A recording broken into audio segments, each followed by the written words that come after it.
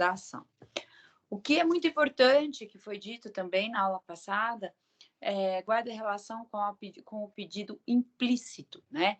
Disse para vocês que o pedido implícito são aqueles pedidos que, muito embora não conste expressamente na petição inicial, o código, né, positivando já o entendimento jurisprudencial, acaba reconhecendo, entendendo que esse pedido foi realizado, tá?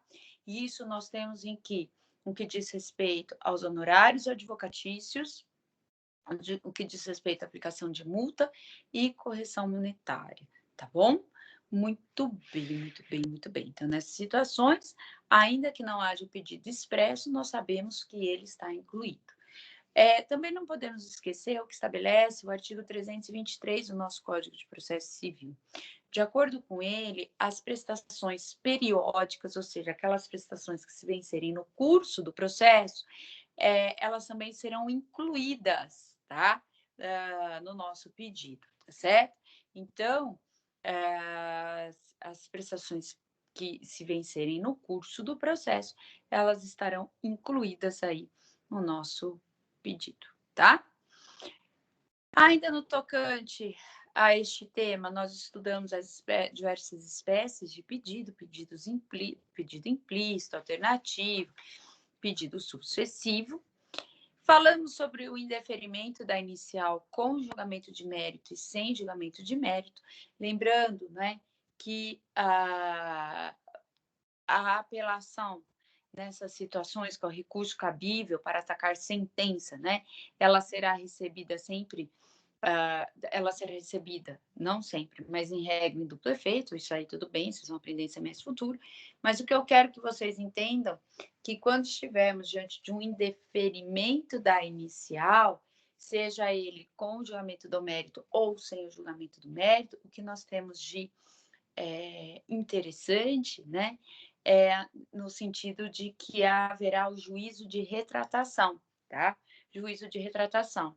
Em outras palavras, ou seja, significa dizer que, enquanto o processo estiver tramitando, né, ao ser distribuído, o juiz que proferiu aquela decisão, ele vai ter a oportunidade de se retratar, de entender que ele julgou, não queria usar a expressão de que julgou mal, mas ele muda de ideia, tá? Ele acolhe as razões recursais e acaba, então, reformando, né, a sua decisão, modificando a sua decisão.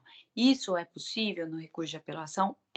Apenas quando estivermos diante do indeferimento da petição inicial, seja com julgamento do mérito ou sem o julgamento do mérito, tudo bem? Também um ponto importante, eu estou recordando porque semana passada nós tivemos aquele super delicioso feriado, né? E aí, recordando isso, a gente vai dando continuidade à nossa matéria. Não podemos nos esquecer, né, que a inicial ela pode ser objeto de emenda ou de aditamento. Quando falo para vocês que a inicial ela é objeto de emenda, né, significa dizer que nós estamos diante de uma irregularidade da sentença. Já quando estamos diante de um aditamento, o aditamento é simplesmente porque a parte quis aditar, complementar a sua petição, tá? Ou retificá-la por si só, tá certo, pessoal? Muito bem. Bom, as hipóteses da improcedência liminar estão lá no 332 do Código de Processo Civil. Peço para que depois vocês deem aí uma olhadela, tá bom, gente? Muito bem, muito bem, muito bem, muito bem. Bom, feito isso, passamos a falar um pouquinho, então, sobre aquilo que estava faltando nós falarmos, né? Feita a citação, né, o juiz verificando que não existe nenhuma irregularidade, ou se ele detectar alguma irregularidade, ele determinando que a parte venha saná-la, né, o juiz determina que o réu seja citado. Então, o que nós vamos estudar na aula de hoje diz respeito à citação do réu, tá? No que diz respeito a esta matéria, citação, nós tivemos uma alteração fresquíssima, super, ultra, mega blaster, né? Recente, tá? Decorrente da Lei 13.105, né? desculpa, 13.105 é o Código de Processo Civil, me perdoem. Ah, nome da lei, número da lei, número da lei. Puxa vida, não acredito que eu não estou com ela aqui. Enfim, é uma lei aqui de 2021 que acabou reformando, tá?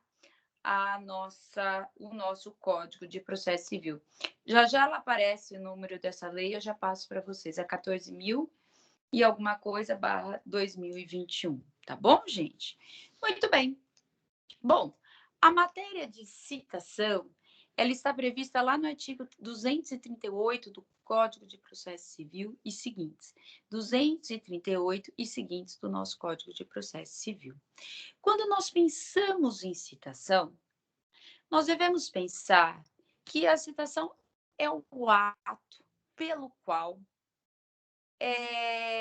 nós teremos a validade e eficácia do processo. Por quê? Porque é com a citação que o réu será chamado para integrar a relação processual. Então, é com a citação que nós teremos o réu sendo chamado para integrar aquele triângulo que é a relação processual: autor, juiz e réu. Tudo bem? Sem que haja este ato citatório, nós não vamos ter este triângulo formado. Nós não vamos ter, portanto, a eficácia do processo, porque nós não temos o réu sendo aí citado. Tá bom, gente? Então, quando pensamos em citação, nós pensamos que é o ato pelo qual o réu é comunicado que contra ele existe um processo, que foi proposto um processo contra ele. Tudo bem? Pessoal, a citação ela é dotada de formalidades. A citação ela é dotada de formalidades. Existe uma formalidade, né, no ato citatório, tá? Sob pena de, se essa formalidade não for obedecida, se ela não for respeitada, nós teremos a invalidade do ato. Temos que o ato não será válido, tá? Com exceção, se, né, o ato tiver, ainda que realizado de maneira irregular, ainda que realizado sem que observadas, sem que atendidas as formalidades legais, tenha atingido seu objetivo, sem causar prejuízos a terceiros, tá bom? Então, olha lá, muito embora o ato citatório seja dotado de formalidades, se ele atinge o seu objetivo sem causar quaisquer prejuízos às pessoas envolvidas, ter-se-á, né, considerado, o ato terá cumprido, portanto, o seu papel, e aí essa citação será considerada como válida. Rogéria, por que isso? Gente, em razão da instrumentalidade do processo, tá? Lembram-se, né, do princípio da instrumentalidade? O processo ele está para servir o direito material. Muito embora, se vocês lerem alguns livros, essa teoria tenha sido rechaçada, fala-se que está assim, numa outra fase do processo, nós não podemos esquecer deste norte, tá? Muito embora o processo tenha regras próprias, ele só faz sentido existir, né? Só tem sentido ele existir se e somente se nós tivermos um direito material. Tudo bem, pessoas? Acho que está tranquilo por aí, né? Legal, perfeito. Deixa eu só ver uma observação que eu fiz aqui.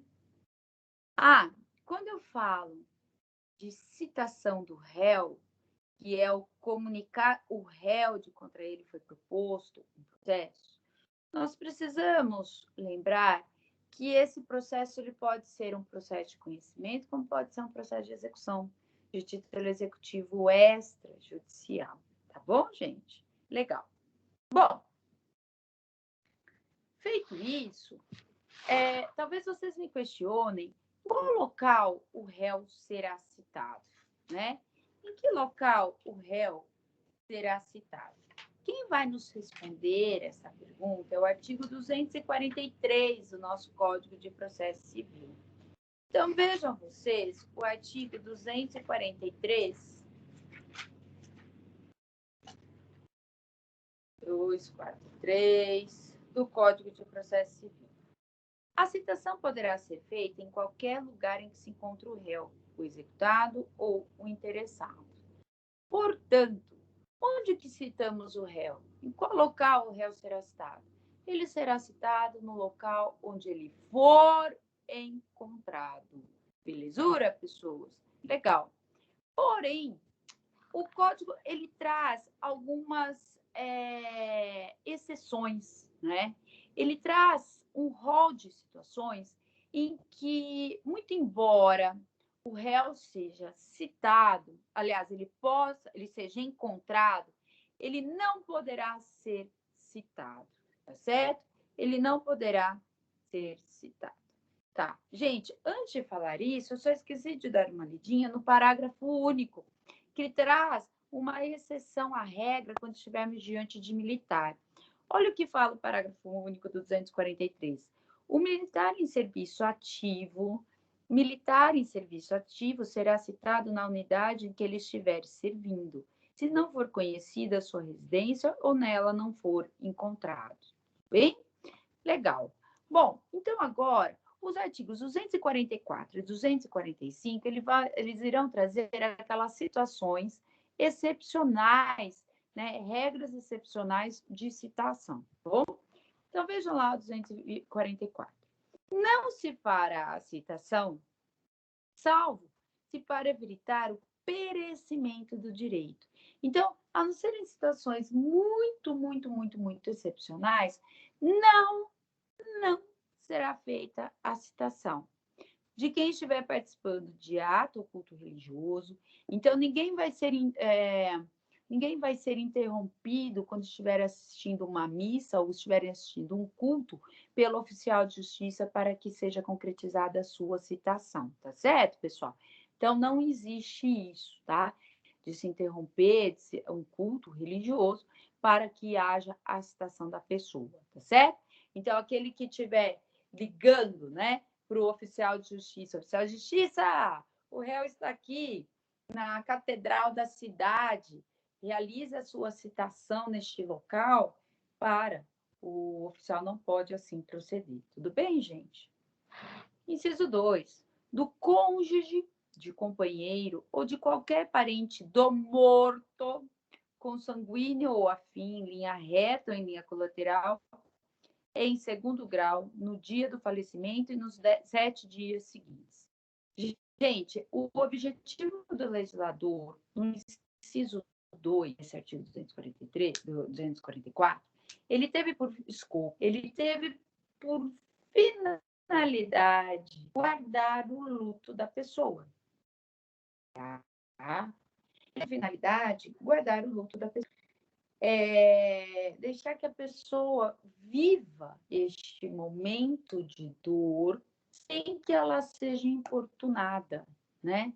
Surpreendida com uma ação judicial. Tudo bem? Aqui, eles os conceitinhos que vocês melhor irão aprender quando estiverem diante da matéria de direito de família. Tá? Ele fala de graus de parentesco e, além dos graus de parentesco, ele fala dos parentes em linha reta, colaterais e afins. De modo en passant, eu apenas vou esclarecer para vocês, para que vocês não fiquem aí tão, né, ansiosos a respeito de quem são esses parentes. Bom, cônjuge é o esposo, a esposa, o companheiro, aqueles que vivem em união estável, né? De qualquer parente do morto, consanguíneo ou afim. Parente consanguíneo é de sangue, tá?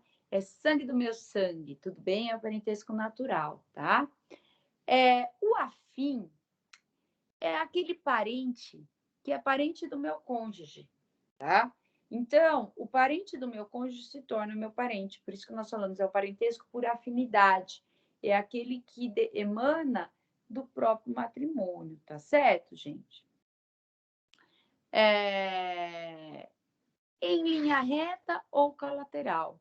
Quando falamos em parentesco em linha reta, nós estamos falando que aquilo que as pessoas que unem a mim e aquela de referência, eu consigo chegá-la numa linha reta, tá? Exemplo, pai e filho. Pai é minha lapiseira, filho é o meu dedinho, tá? Eu chego numa linha reta. Bisavô com bisneto, né? Tataraneto com tataravô, tá certo? Nós temos uma linha reta que vai unir essas pessoas. Quando falamos em colateral, significa dizer que a linha, né, aquela que nós temos uma pessoa, o parentesco é na horizontal, tá? De tal modo que nós temos uma pessoa em linha reta que nos une, tá certo? É o caso dos irmãos. Os irmãos são colaterais, estão ao lado, e o que os une é quem? São os pais, tudo bem? Então, desculpem, são os parentes em linha colateral, tá? Aqui o legislador guarda, determina que este luto seja tratado quando a pessoa for parente até o segundo grau do morto, tá? Como que nós contamos os graus de parentesco? Nós escolhemos a nossa pessoa, né, a pessoa que se quer saber, e aí começa-se a contar sucessivamente. Tudo bem, pessoal? Então, entre irmãos, o parentesco é de segundo grau, né? De segundo grau. Ninguém vai ter irmão com parentesco de primeiro grau. Sempre será segundo grau, porque o primeiro grau será quem? Será o pai, será a mãe. Tá certo, pessoas? Muito bem, muito bem, muito bem. Bom, e de noivos, nos 3 primeiros dias seguintes ao casamento. O legislador aqui foi romântico. Deixa os noivinhos ser felizes, né? Deixa eles curtirem a lua de mel, deixa eles curtirem a tão sonhada festa, gasta com tantos anos, né, de economia, né, tantos passeios que foram privados aí para poder fazer um casamento bonito, digno. É justo que o legislador, diante deste contexto, conceda, né, 3 dias aí para a adaptação dos noivos, tá bom, gente? E do doente, enquanto estiver grave o seu estado, tá? O doente, enquanto grave o estado, busca o legislador não evitar piorar o estado da saúde, né, desta pessoa, tá bom, gente? Artigo 245. Não se fará citação quando se verificar que o citando é mentalmente incapaz ou está impossibilitado de recebê-la, tá certo? Nessa situação, o oficial de justiça vai descrever e certificar minuciosamente a ocorrência. Para examinar o citando, o juiz vai nomear um médico que apresenta um laudo no prazo de 5 dias e dispensa-se, né, a nomeação de que trata essa questão do médico para elaborar o laudo, se a pessoa da família apresentar a declaração do médico, do citando, que ateste a sua incapacidade, tá bom? E reconhecida a impossibilidade, o juiz vai nomear um curador ao citando, observando quanto à sua escolha, a preferência estabelecida em lei, restringindo a nomeação à causa. Aqui, meus caros, entendam vocês que nós não estamos diante de um impedimento, até é um impedimento, né? Mas a citação, o ato citatório, ele apenas será retardado, tá? Postergado, melhor dizendo, tá certo? Até que seja, então, nomeado, né? Atestado que realmente a pessoa não está respondendo pelos seus atos e, como consequência, que o juiz o nomeie um curador para que possa defender os seus interesses, tá? Não vejam vocês que não é porque, tenho certeza, se nós estivéssemos em sala de aula, então porque se o réu não está incapacitado, então quer dizer que não tem processo, professora? Como assim? Então, por que que tem, né? Quando o incapaz, o menor de 16 anos é incapaz, e tem processo contra, não entendi. O legislador, ele foi incongruente, ele foi contraditório? Claro que não, né? Nós precisamos nós precisamos conciliar as coisas, certo? A citação não será realizada até que regularizada a situação desta pessoa doente. Tá certo, gente? Legal. Muito bem. Muito bem. Pessoal, joinha, joinha, joinha.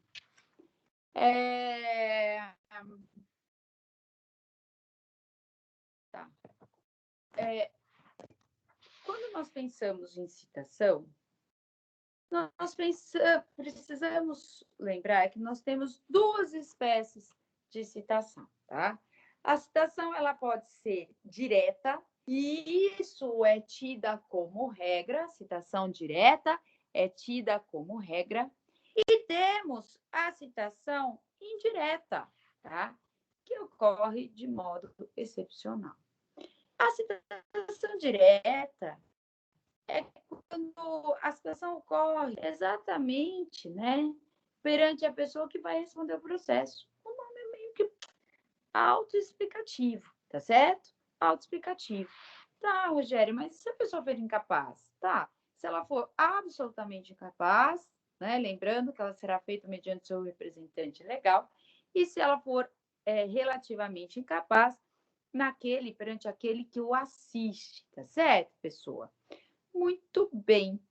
Tá, Rogéria, e a pessoa jurídica, a citação da pessoa jurídica? Quem que vai, quem que vai ser citada quando se tratar de pessoa jurídica? Quando se tratar de pessoa jurídica, a citação deverá ser realizada perante a pessoa que a representa, tá certo? No entanto, a gente não pode se esquecer do artigo 248, parágrafo 2º, que, em razão da teoria da aparência, diz que qualquer pessoa na empresa que assinar a citação tem considerado a citação como válida, tá bom?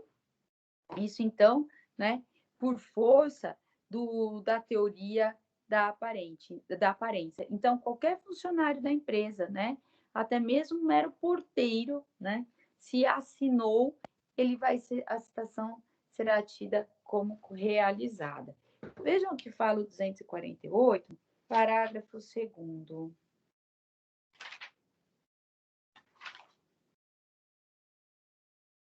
Deferida a citação pelo correio, o escrivão ou chefe de secretaria remeterá ao citando cópias da petição inicial, isso eu vou explicar para vocês, do despacho do juiz, e vai comunicar o prazo para a resposta em endereço do juiz ou respectivo cartório. Parágrafo 2º. Sendo citando pessoa jurídica, será válida a entrega do mandado à pessoa com poderes de gerência geral e de administração, ou ainda funcionário responsável pelo recebimento da correspondência. Tudo bem, gente? Isso, então, por força, né, da teoria da aparência. Paralelo a isso, nós temos a citação indireta, tá? Nós temos a citação indireta, que é aquela feita indiretamente, tá? Se eu falo que ela é feita indiretamente, eu quero dizer que ela é feita na pessoa do procurador com poderes específicos para recebê-la. Tudo bem, gente? E é o que fala o artigo 242. Olhem aqui, ó. A citação será pessoal, podendo, no entanto, ser feita na pessoa do representante legal ou do procurador do réu, do executado ou do interessado. Então, é aquela citação feita em nome perante o procurador, tá? Se o procurador tem poderes e tal, será tido como válida, né, aquela citação. Tá, joia? Muito bem, muito bem, muito bem. Bom, além disso, dessa classificação da citação como direta e indireta, nós temos uma segunda espécie de classificação da citação, tá? Que é a citação ficta versus real.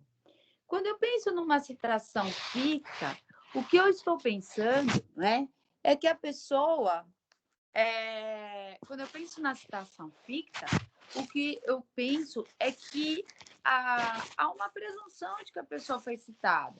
Ela foi citada de modo fictício, não de maneira real, assertiva, tá? Em outras palavras, quando eu penso numa citação real, eu quero dizer que nós temos certeza de que o réu tomou conhecimento de que em face dele foi proposta uma ação judicial, tá? Então, quando eu penso em citação real, lembrando disso, é aquela em que se tem certeza de que o réu tomou ciência, né? De que o réu efetivamente foi comunicado, de que em face dele foi proposta uma ação judicial. Na ficta,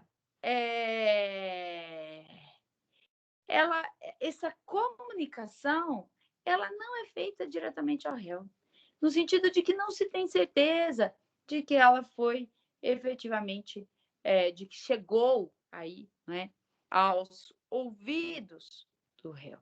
Tudo bem? Quando nós formos estudar as espécies, as diversas espécies de citação, que é o nosso ponto agora, né? Quando formos estudar, então, as espécies de citação, que é o nosso ponto agora, nós vamos verificar que algumas delas se encaixam, né? Caracterizam-se por serem citação real, enquanto que outras caracterizam-se por ser citação ficta. Por exemplo, citação por oficial de justiça é uma citação real. Citação por oficial de justiça é uma citação real.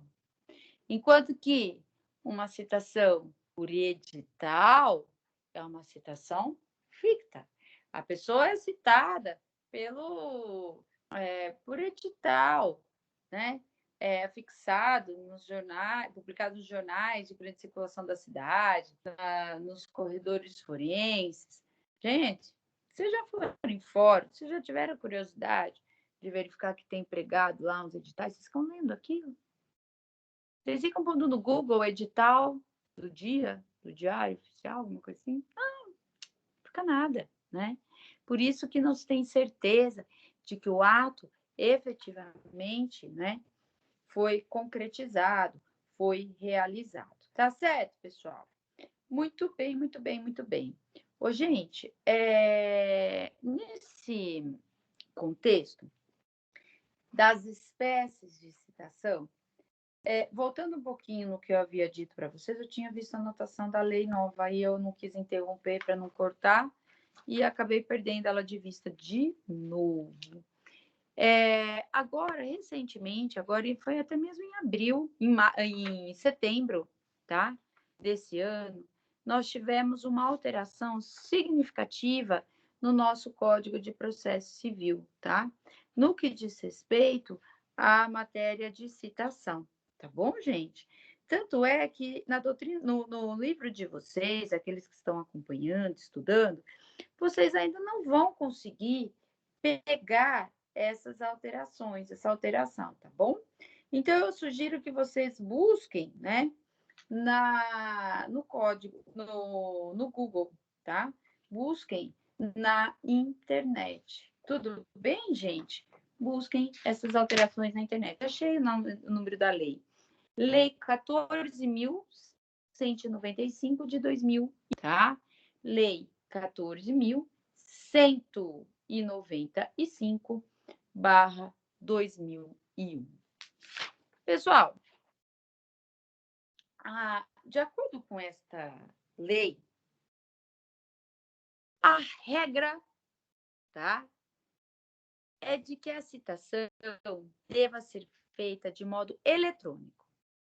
Antes, isso era uma regra para as pessoas de direito, para as pessoas jurídicas de direito público e as de direito privado, com exceção às microempresas e às empresas de pequeno porte. Essa era a regra para essas empresas, tá? Desde quando entrou em vigor o código lá de 2015.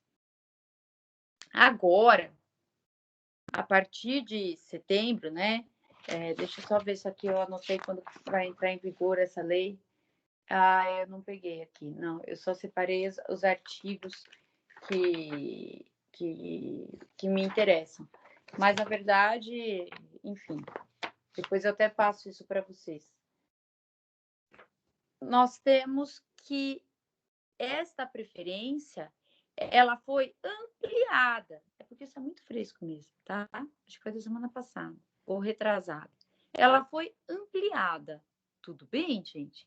Ela foi, então, ampliada às pessoas naturais, às pessoas físicas. Então, hoje, a pessoa física, né, também, em regra, será citada eletronicamente. E só quando não for citada pelo meio eletrônico é que serão feitas das outras formas. Será feita pelo correio, pelo mandado, por hora certa, por intimação pelo advogado, mediante as intimações, né? E por edital. Ah, não, a citação não, gente, para. Só a intimação, me perdoem. Citação não é feita pelo advogado. Desculpem, dei uma viajada aqui, tá? E por edital, tá bom? Então, em regra, ela será feita eletronicamente. Depois, em não podendo ser eletrônica, ela será feita via correio, via oficial de justiça, mediante mandado, tá certo? Poderá ocorrer por hora certa, que também é um tipo de citação ficta, conforme nós iremos analisar, discutir, estudar, e também por edital. Tudo bem? Então, vejam aqui vocês, né? O que diz o artigo 246 do nosso Código. Olha que loucura. A citação ela será feita preferencialmente por meio eletrônico, no prazo de até 2 dias úteis, contado da decisão que a determinar, por meio de endereços eletrônicos indicados pelo citando no banco de dados do Poder Judiciário, conforme o regulamento do Conselho Nacional de Justiça. Óbvio que esse dispositivo só vai funcionar quando nós tivermos esse regulamento no Conselho Nacional de Justiça, tá certo? Gente, minha casa está muito quente, muito calor, insuportavelmente. Tô até lesada, peço desculpas para vocês, tá? Então, antes, a redação desse artigo, só para que vocês comparem, era de que a citação ela vai ser feita, inciso 1, pelo correio, 2, por oficial de justiça, 3, pelo escrivão do chefe de secretaria, 4, por edital, 5, por meio eletrônico, conforme regulado em lei. Esses incisos e o caput foi todo revogado, alterou totalmente, dizendo que a citação ela vai ser feita preferencialmente pelo meio eletrônico, no prazo de 2 dias úteis, contados a decisão que a determinar, por meio de endereços eletrônicos indicados pelo citando no banco de dados do Poder Judiciário, conforme regulamento do Conselho Nacional de Justiça. Qual a finalidade do legislador? O que o legislador buscou com isso? Buscou dar efetividade jurisdicional, tá? Dar celeridade, né, ao processo, tudo bem? De tal modo que, com o meio eletrônico é muito mais rápido, o juiz determinou dentro de 2 dias, já está na caixa do correio eletrônico, né? Aquela citação, tá bom, gente? Olha o parágrafo 1º. As empresas públicas e privadas, elas são obrigadas a manter cadastro nos sistemas dos processos em autos eletrônicos para efeito de recebimento de citações e intimações, as quais serão efetuadas preferencialmente por esse meio, tanto empresas públicas como privadas. A ausência de confirmação, parágrafo 1º A, a ausência de confirmação em até 3 dias úteis, contados o recebimento da citação eletrônica, implicará na realização da citação pelo correio, oficial de justiça, pelo escrivão e chefe de secretaria, suscitando comparecer em cartório e por edital. Olha que interessante. Então, é o seguinte, de preferência será feita, isso para todos, né? De preferência, será feita pela via eletrônica. Ok, tá. Aí ele falou o seguinte, ó, só que assim, se dentro de 3 dias não se tiver receber 3 dias úteis, prazos processuais úteis, né? Não se tiver a confirmação do seu recebimento, né, de que a pessoa que recebeu aquela citação, então, aí é que será feita pelos outros meios, tá bom? Eletrônico, oficial de justiça, pelo escrivão-chefe de secretaria, quando a pessoa comparecer ao cartório, né? Ela dando-se aí, então, portanto, por citado ou por edital. Conseguiram entender até aqui, pessoal? Isso é muito fresco, isso é muito novo. Não tem livro que vai falar tão já disso, tá? Talvez nas próximas edições. Parágrafo 1º, inciso B. Desculpem, parágrafo 1º B. Na primeira oportunidade de falar nos autos, o réu citado nas formas previstas do inciso 1 a 4 do parágrafo 1º artigo A, ou seja, o réu citado pelo correio, oficial de justiça, escrivão ou pelo chefe da secretaria, por edital, ele deverá apresentar justa causa para a ausência de confirmação do recebimento da citação enviada eletronicamente. Que loucura! Esse preferência, né, trouxe ao jurisdicionado um ônus, tá? Porque quando ele for citado na inicial, e olha a atenção que o advogado vai ter que ter, ele tem que justificar o motivo pelo qual ele não recebeu a citação pela via eletrônica, sob pena de cometimento, sabem do quê? De má fé, conforme o parágrafo seguinte, parágrafo 1º, inciso C, tá? Se ele não justificar, ele vai ser enquadrado como litigante de má fé. Olha a importância, meus caros, que o tribunal está dando, a legislação está dando, né, frente ao ato citatório. Olha o parágrafo 1º C. Considera-se ato, eu falei má fé, né? Me confundi, desculpem. É ato atentatório à dignidade da justiça, não é má fé. É ato atentatório à dignidade da justiça. Considera-se ato atentatório à dignidade da justiça, passível de multa de até 5% do valor da causa, deixar de confirmar no prazo legal, sem justa causa, o recebimento da citação recebida no meio eletrônico. Tá? Sem justa causa, o recebimento da citação recebida no meio eletrônico. Ou seja, se você não justificar na sua defesa por que você não recebeu, né, a citação via eletrônica, você acabará, então, portanto, respondendo pelo ato atentatório à dignidade da justiça. Tá joia? Bom, muito bem. Muito bem.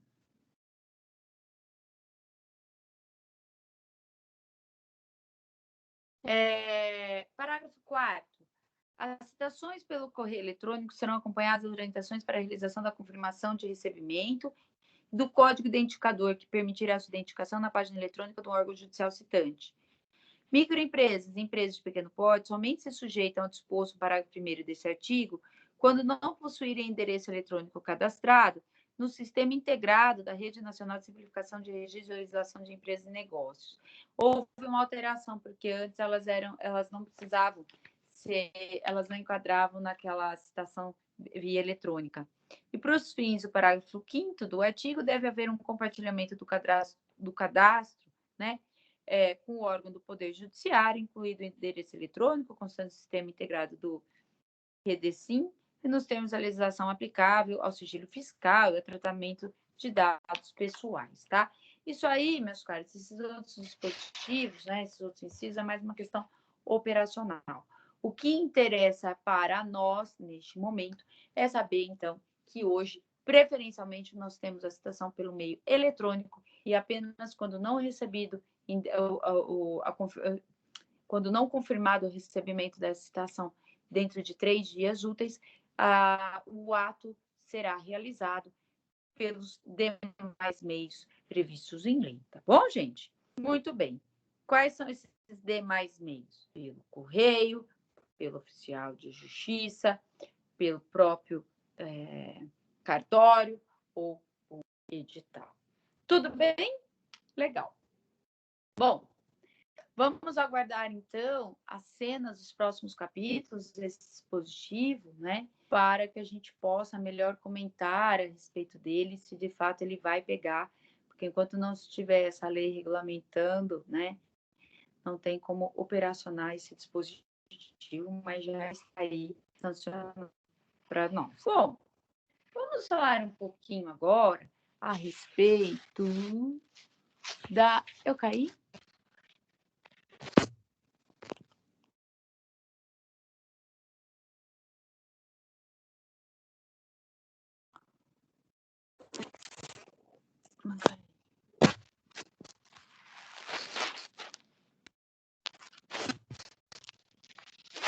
Oi, gente.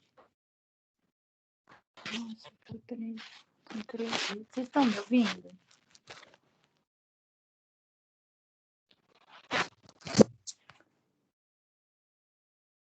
Sim, professora. Está. É que eu caiu minha internet. Pessoal, vamos analisar então um pouquinho sobre a citação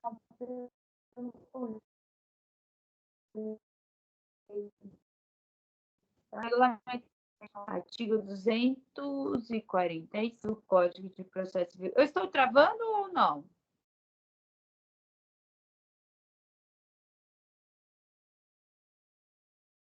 Não, Um pouco, né? professora. Tá um pouquinho? Então, vocês não podem me aguardar um minuto, eu só vou tentar resolver a minha internet aqui, gente. Espera aí. Dá um minuto só.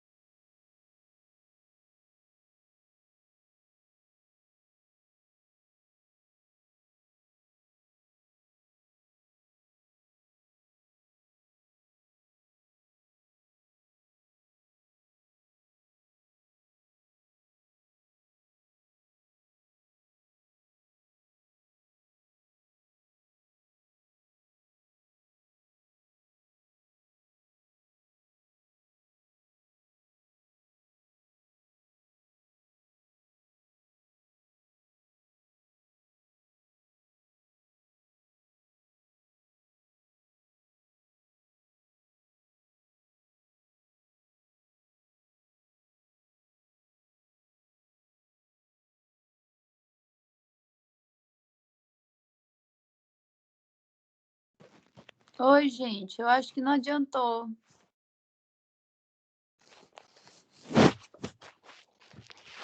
Pessoal, não adiantou muito, não.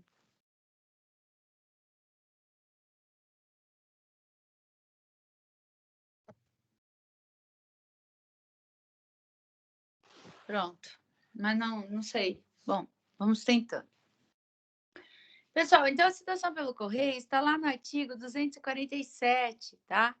Do Código de Processo Civil, que também sofreu alteração como decorrência da... agora está bom, não, legal, que eu tive que mexer lá na base, tá? O 247 sofreu uma alteraçãozinha na sua redação, adaptando com a redação alterada do 246, tá? Então, pessoas, por favor, procurem na internet, coloquem aí, né, afixem no código de vocês, no VAD de vocês, a Lei 14.195 de 2021. Ela fala o seguinte, ó. A citação será feita por meio eletrônico ou pelo correio para qualquer comarca do país, exceto 247. Nas ações de Estado, observado o disposto no artigo 695, quando citando for incapaz, quando citando for pessoa de direito público ou quando citando residir em local não atendido pela entrega domiciliar de correspondência e quando o autor justificadamente a requerer de outra forma. Então, pessoal, é o seguinte, não sendo possível a citação pelo meio eletrônico, dá-se-á preferência para via correio. Belezura? Legal. Acontece que o 247, ele fala que ele traz um rol de situações em que não será admitida a citação pela via eletrônica, tem que ser feita por um oficial de justiça, tá certo? Aí ele fala, não será feita pela via eletrônica nem pelo correio, tá? Ele exclui essas duas possibilidades, pela via eletrônica ou pelo correio. Ó, a citação será feita pelo meio eletrônico ou pelo correio para qualquer comarca do país, exceto nessas situações que eu li para vocês. Nas ações de Estado. O que são as ações de Estado? São de divórcio, tá? União estável, apesar que união estável não é considerada como Estado. Essas ações de divórcio, as antigas ações de separação, tudo bem? Quando o citando for incapaz, quando o citando for pessoa de direito público e quando o citando residir em local não atendido pela entrega domiciliar da correspondência e quando o autor justificadamente a requerer de outra forma, tá? Por razões outras, e isso não é raro de acontecer, muito embora a gente pudesse, sai até mais em conta uma citação via eletrônica, por motivos outros, acabamos pedindo para que ela seja feita pela via oficial de justiça, via mandado, tá bom? Se isso acontecer, muito que bem. Tá certo, gente? Joinha, joinha, joinha. Bom,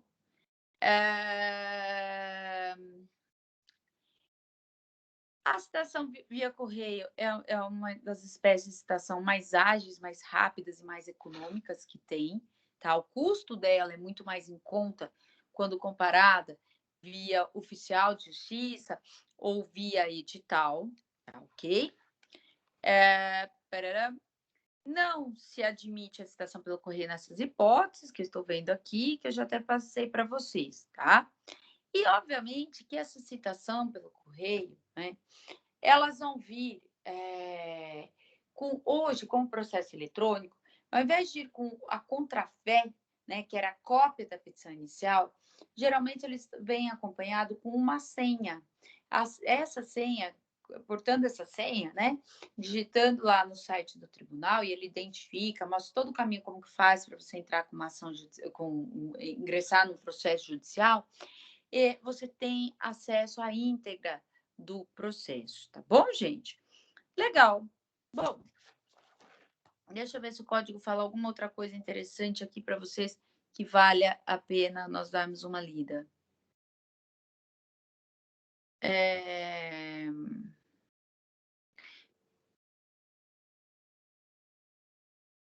Já li para vocês a teoria da aparência, que se for pessoa jurídica, que é o parágrafo 2º, né? Qualquer pessoa, funcionário da empresa, que receber essa citação, o ato será tido como válido. Ah, aqui, ó, lembrava que tinha mais alguma coisa. O parágrafo 4º do artigo 247 precisa muito carinho na leitura, gente. Olha o que ele fala e olha o perigo para quem mora em prédio. Os condomínios edilícios ou os loteamentos com controle de acesso, será válida a entrega do mandado a funcionário da portaria responsável pelo recebimento de correspondências que, entretanto, pode recusar o recebimento se declarar por escrito, sob as penas da lei, que o destinatário da correspondência está ausente. Deixa eu contextualizar. Ó, o Joãozinho está indo para as Europa, tá? Eu acho que é Portugal, que agora você pode frequentar lugares sem a máscara, lugares abertos, tal. Vai para Portugal, tá? Ele é meu vizinho, ele mora aqui no meu prédio. E aí ele vai ficar 20 dias não, vai ficar 30 dias em Portugal. Só que ele é muito reservado, é muito quieto. Ele não avisou o porteiro, né, o pessoal da portaria, de que ele estará ausente por esse período. Ele é meio noiado, ele acha ele meio neurado, acha que as pessoas vão, sei lá, fazer o quê, né? Não pode saber, não sei qual é a razão. É esquisitinho, meu vizinho. E aí, o porteiro, desavisado, me assina uma carta citatória, acusa o recebimento da carta. E aguarda um mês. O Joãozinho voltar de viagem, fala: Ô, seu João, tudo bem? Voltou de viagem, fez uma viagem, olha aqui as correspondências. Tem, entrega lá a carta citatória. Quando ele abre, pô, ele foi citado na primeira semana que ele viajou. Eu dei a revelia, porque é considerado válida a citação, ele não ofereceu defesa. Tudo bem? Então, muito cuidado. Para aqueles que moram, né, em prédio, que tem portaria, pode ser um loteamento. A gente fala edilício, mas também pode ser de casas, né? Avisem, se vocês se ausentarem, para que não receba, né, cartas, tá certo? Porque se receber, corre risco, o prazo terá início, a contagem do prazo, como nós vamos ver quando estudarmos a contestação, tá bom? Então, precisamos aí, mais uma vez, né, nos acautelar, tá certo? Nos acautelar. Dizer, orientar o porteiro, olha, porteiro, eu não vou estar aqui, eu estou fora, se receber alguma coisa, né, com carta R, diga, informe que eu não estou, que eu vou voltar, sabe Deus quando, informe essa situação. E não receba, eu vou atrás depois, atrás do correio, eu me viro, mas aí, como funcionou a R volta sem ser cumprido, na prática, né? A parte abre-se vista para o autor se manifestar para verificar o que vai ser feito, enfim, o que ele pretende fazer, vai para o oficial de justiça, faz novamente a citação depois de um tempo, via AR e por aí vai, tá bom, gente? Tá, legal. Bom, feito isso, passamos a analisar a citação realizada via mandado. Quando eu falo citação realizada via mandado, eu quero dizer que é aquela citação realizada por oficial de justiça, regulamentado lá no artigo 249 do nosso código, tá? Ela é feita pelo oficial de justiça e o artigo 250 ele traz o conteúdo, né, do mandado citatório. Então, ele diz o seguinte, ó, o mandado, ó, o 249, a citação ela vai ser feita pelo meio de oficial de justiça nas hipóteses previstas nesse código ou em lei, ou quando frustrada a citação pelo correio. O legislador, gente, ele traz uma ordem, a ordem já disse para vocês, citação pela via eletrônica, não pode ser eletrônico, vai ser pelo correio, não deu certo eletrônico, vai ser feito pelo oficial de justiça, pode ser feito por hora certa, e a gente vai analisar que é por hora certa, ela vai ocorrer quando houver suspeita de ocultação do réu, e não sendo localizado, o réu vai ser feito, então, por edital, tá? Então, a citação por mandado, ou seja, por oficial de justiça, ele também é dotado de formalidades. Ele tem que conter alguns requisitos. O nome do autor e do citando, seus respectivos domicílios e suas residências ou residências, a finalidade da citação, todas as especificações constantes na petição, bem como a menção do prazo para contestar sob pena de revelia ou para embargar a execução. Aliás, isso aqui não é exclusivo da citação, né? Mesmo a citação por carta, ela tem que dizer que ação que é, ela tem que falar, identificar quem é o autor, ela tem que falar o que você foi, né? A citação para você fazer o quê? Ah, você está sendo citado para você oferecer defesa, contestação no prazo, ou está sendo citado para comparecer à audiência de tentativa de conciliação, porque hoje, código motivado no espírito conciliador, ele determina que antes de ser feita a contestação, do oferecimento da contestação, que haja oportunidade das partes se conciliarem nas audiências de mediação de conciliação, tá? Então, e aí na situação, a contestação apenas vai ser oferecida após a realização da tentativa da audiência tentativa de conciliação frustrada, tá? Então, por isso que eu falo, o mandado vai ter que dizer se você está sendo citado para ir na audiência, se você está sendo citado para oferecer já direto a contestação, tudo bem?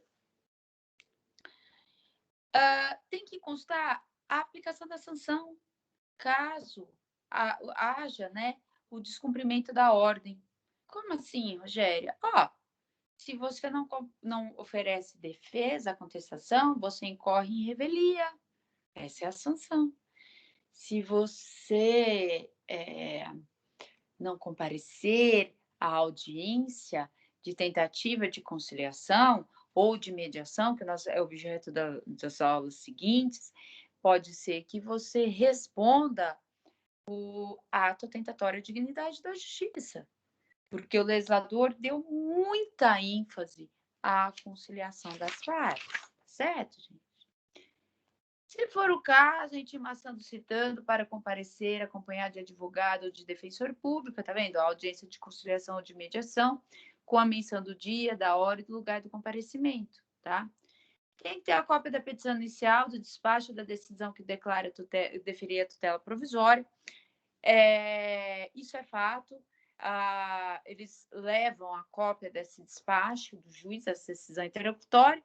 No que diz respeito à cópia da inicial, é aquilo que eu já havia falado para vocês.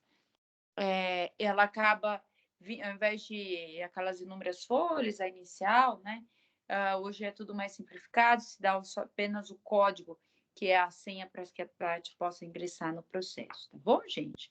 A assinatura do escrivão ou do chefe da secretaria, da declaração de que se subscreve por ordem de juiz, também constitui aí o requisito, tá? Bom, feito isso, o escrivão ele deverá prestar, né, esclarecimentos. Ele vai ler o mandado para o réu e certificar nos autos, né, de que ele foi citado, que ele vai certificar nos autos que o mandado restou positivo, ou seja, que ele foi citado, ou que ele não foi localizado. Tem algumas certidões que vêm, eu dirigi na casa tal, fui nos dias tais, me atendi, bati a porta, bati na porta do vizinho, o vizinho falou não sei o quê, que ele mudou e que foi para o bairro tal. Aí ele devolve e fala, mandado negativo em razão disso, tá certo? Aí abre-se vista para o autor se manifestar, busca-se inúmeras pesquisas, né? Procedimentos de pesquisas para tentar localizar o réu, até que se ou localiza, né? Ou se pede por edital. Aí vai depender do caso concreto, tá certo, gente? Bom, quando falamos de citação por oficial de justiça, a gente tem que se recordar de que quando estudávamos, né, a teoria geral do processo, nós falávamos dos limites, né, da jurisdição, né, de cada juiz, ele tem poderes para atuar dentro de determinada jurisdição, dentro de um determinado limite, né? E passado isso, ele precisa solicitar para que o magistrado da jurisdição competente pratique os atos de que ele vai necessários para o processo. E expedindo, lembram-se disso? Da carta precatória. Então, você tem que citar um réu que mora lá em Jaú. A citação do réu por oficial de justiça de Jaú não pode ser feita pelo oficial de justiça de São Carlos. Há necessidade de pedir uma carta precatória para que um dos juízes lá de Jaú expeça, né, determine que um oficial de justiça de sua competência, né, realize o ato citatório. Lembre-se sempre disso, tá bom? As regras são as mesmas. A única coisa é que nós deveremos fazer a distribuição da carta precatória. Rogéria, como é que se distribui a carta precatória? Muito simples, tá? O cartório vai confeccionar a carta, o autor vai ser intimado da mesma, e aí somos nós, né? Aliás, é o autor quem providencia a distribuição desta carta precatória. Como os processos são eletrônicos, hoje em dia a gente faz isso no próprio escritório, né? Muito simples, é só operacionar o sistema, que ele é bem auto-explicativo, bem tranquilinho.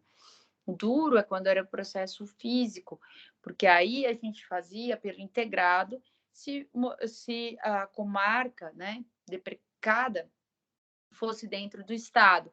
Então, iria tudo para São Paulo fazia as distribuições e levava lá para as comarcas de destino. Se fosse em outro estado, nós precisávamos viajar até qualquer uma das comarcas mais próximas daquele estado, divisa com São Paulo, ou pegar um avião, ou pedir por diligência para que um advogado daquele estado assim procedesse. Daí um pouquinho mais trabalhoso e, como consequência, o processo eletrônico, nesse sentido, veio bem a calhar aí de maneira muito, muito, muito, muito, muito positiva. Dúvidas até aqui, gente? Dúvida? Não, né? Tá. Próxima espécie de citação. Até aqui, nós estávamos estudando a citação real, tá? Agora, vamos falar um pouquinho das citações fictas, tá? A citação ficta, pelo correio, por oficial de justiça, eletrônico, vamos classificá-la como real. Ficta vai ser a citação por hora certa, que não deixa de ser também por oficial de justiça, mas dentro de um contexto. Quando o oficial de justiça suspeitar de que o réu está se ocultando da citação, quando o oficial de justiça se suspeitar que o réu está se ocultando do ato citatório, ele irá citá-lo por hora certa, tá? Então, quando o oficial de justiça, por 2 vezes, dirigir-se ao domicílio do réu e não o encontrar, ele, sem que seja noticiado ao juiz, ele poderá providenciar essa citação por hora certa. Antes de falar como é que funciona, deixa eu só dizer uma coisa para vocês. Não é qualquer não encontrar o réu que vai dar ensejo a uma citação por hora certa. Por exemplo, eu trabalho todos os dias, tá? Geralmente eu chego em casa às 6h30, 7 horas.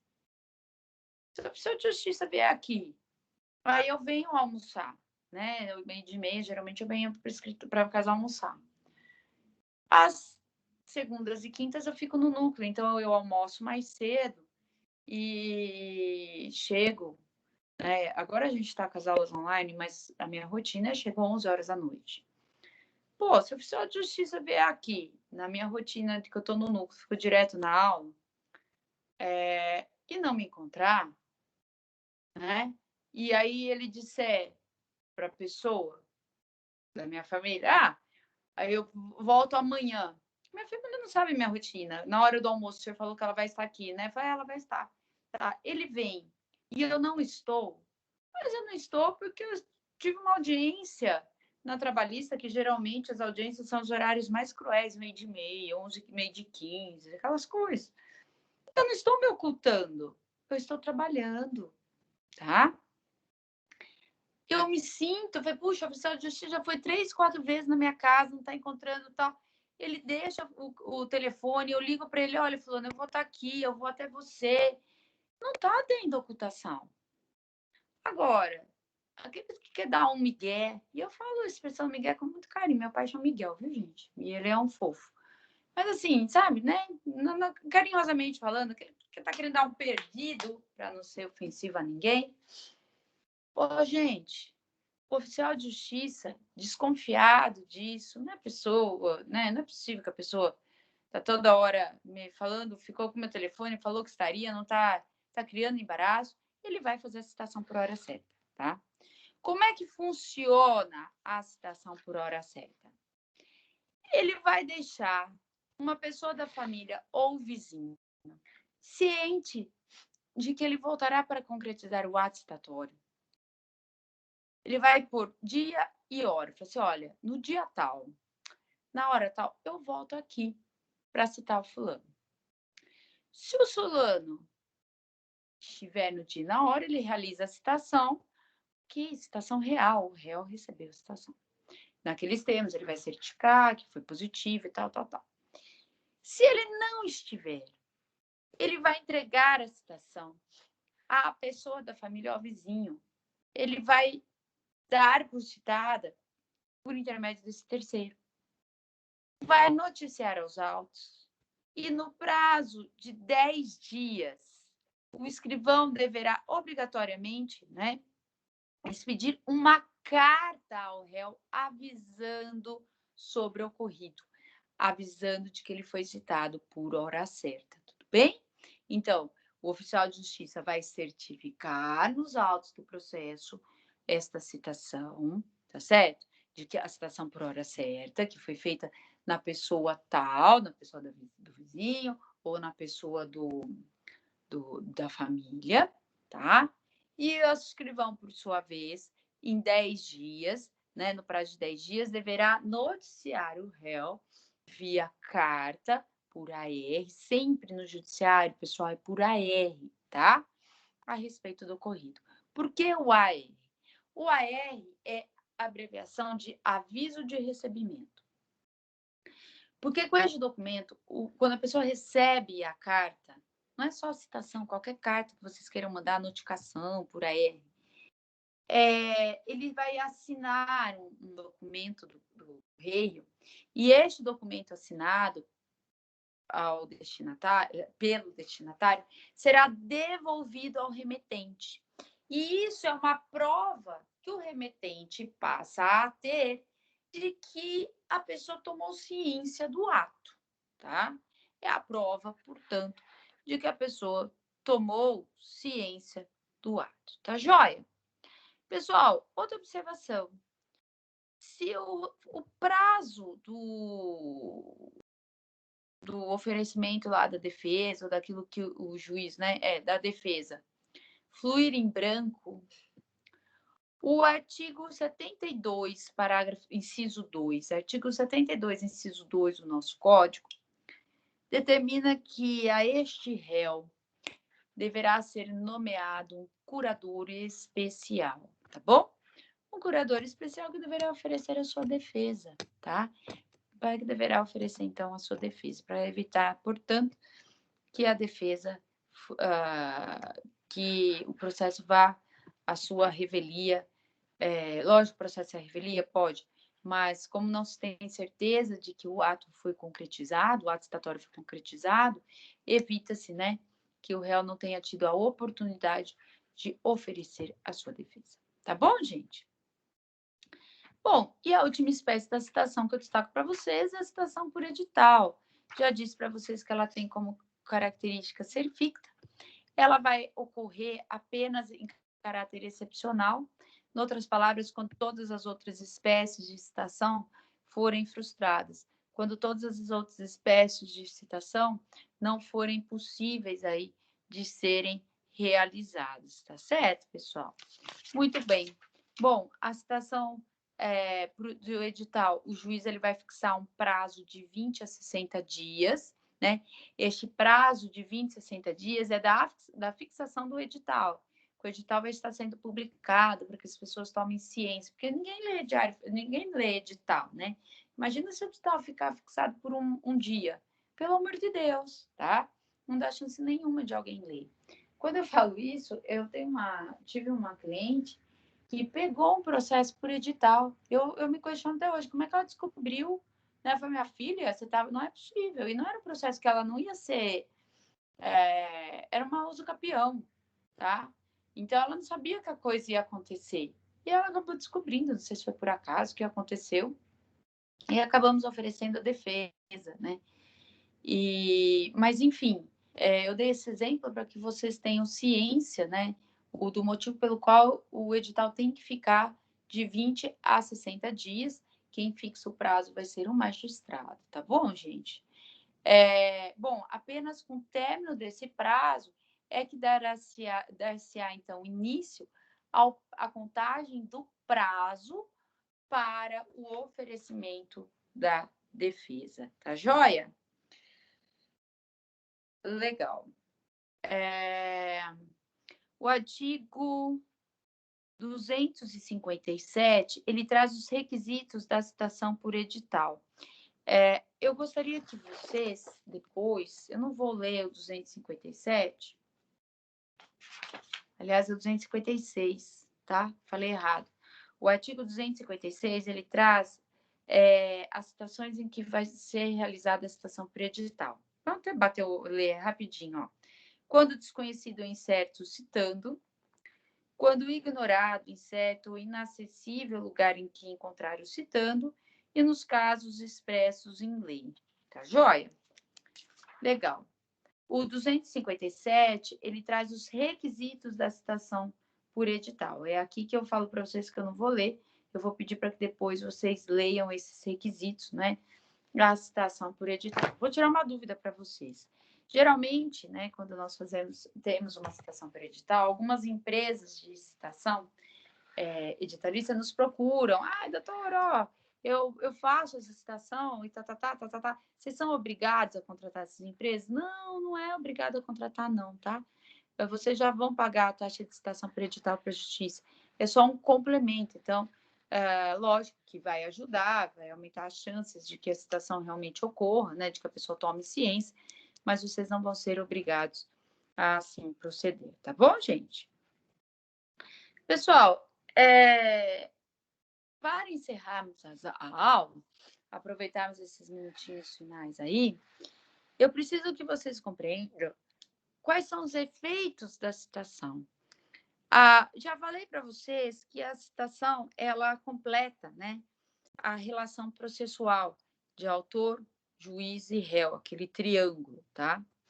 A citação válida, né, ela induz litispendência, tá? A citação induz a citação, quando eu falo que a citação ela induz a litispendência, vocês precisam lembrar o que é a litispendência. A litispendência é quando nós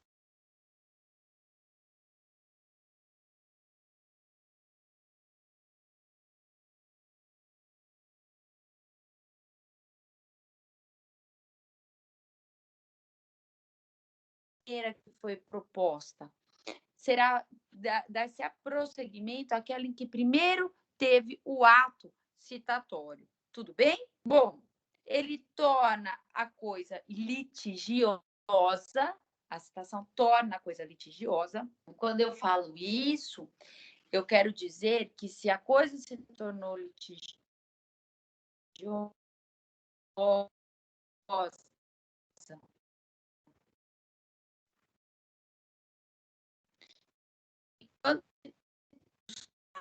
e nas finalidades da fraude de execução, tá?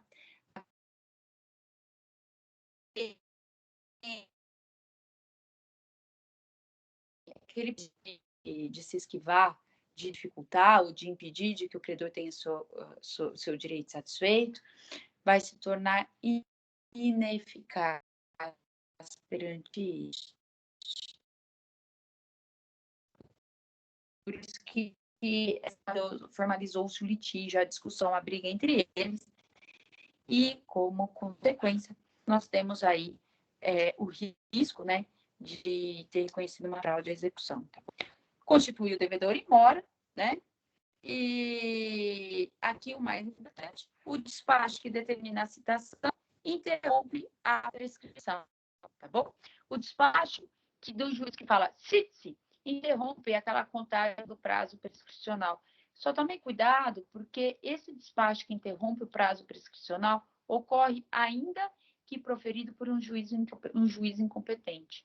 Ainda que proferido pelo juiz incompetente, tá bom, gente? Ele acaba interrompendo, então, o prazo prescricional, que vai, desde que haja citação, ela vai retroceder à data da propositura da ação, tá bom? Ela retroage, então, à data da propositura da ação, tá bom, gente?